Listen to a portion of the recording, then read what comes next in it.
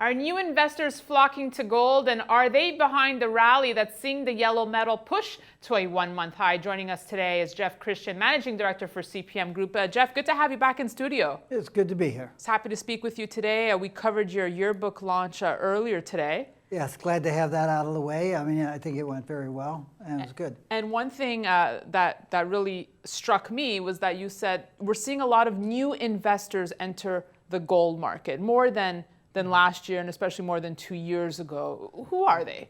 Well, there's a variety of investors that are coming into the market. We're seeing family offices and institutional investors that previously didn't get invested in gold bullion coming into bullion. We're seeing some of the institutional fund managers who formerly invested in gold equities switching to gold bullion directly, either through ETFs or through physical metal. And then you're seeing some opportunistic investors, the kinds of fund managers, family offices, wealthy individuals who came into the gold market around 2006 as the price was rising, exited around 2012 after the price had peaked and started to fall, and now they're coming back into the market. And Jeff, what's the driving factor here? Is it fear? Is it greed? Is it a mix of both? I think, unfortunately, right now, a lot of it's fear. I mean, we have a tremendous amount of uncertainty about what the U.S. economy and political environment's going to do. We also have a lot of concerns and uncertainties about what's going on in Europe and in Russia.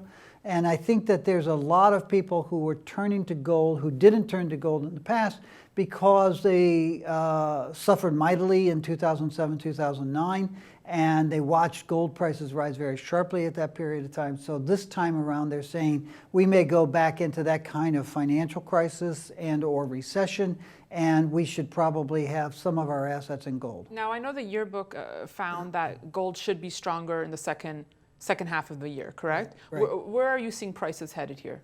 Well, we're expecting the price of gold to get up to around $1,300 on a quarterly average basis by the end of the year, but frankly, it may move more forcefully earlier than that. Now, that said, the yearbook also found that there's no shortage of gold being mined. So wouldn't this be a bearish component?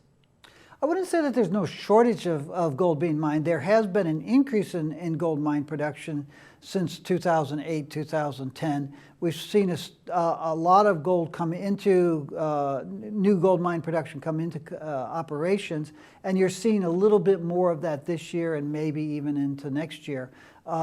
So you have seen ample gold, and there's talk now about peak gold, which is just nonsense. We do expect gold production to fall beyond 2019, but that's because of human frailty, not because of a lack of mineable gold. But the reality is that investors and central banks who own gold tend not to sell it. So new investment demand and new central bank gold demand and new jewelry demand basically has to be met from new production. So there's always a need for new production. I had laughed about your comment about peak gold. Why do you say it's nonsense? It is. I mean, there's plenty of gold out there that's in mineable deposits. There's plenty of gold that hasn't been discovered yet. The rationale and thinking, or lack of thinking, behind peak gold is the same that occurred with peak oil and peak copper. The Club of Rome in the early 1970s, which predicted we were going to run out of gold, oil, copper, and all sorts of other stuff by 1980. They don't understand the difference between reserves and resources. They don't understand the extent to which reserves and resources can be expanded, and the extent to which there are undiscovered properties around the world. All right, so investment demand will offset the new gold that we're seeing that's coming onto the market here. Let's also talk about central bank buying. Mm-hmm. What are you seeing here? Well, the major central banks that have been buying over the last few years have been Russia, China, and Kazakhstan. There's been smaller purchases by other central banks. If you talk to central bank monetary managers, foreign exchange managers, and what you'll find is that they would like to add gold to their reserves, but they're much more price sensitive than private investors. So what we're seeing over the last couple of years as investors have started to buy more gold in 2015, 2016. What we've seen is that the investors, the private investors, are willing to pay higher prices than the central banks. So the central banks have bought less gold over the last couple of years than they would have liked to, and then we had projected that. All right. Jeff Christian, thanks so much for stopping by. So the yearbook is available on your site? Yearbook is available as an ebook on our site, cpmgroup.com. All right, thanks so much for stopping by.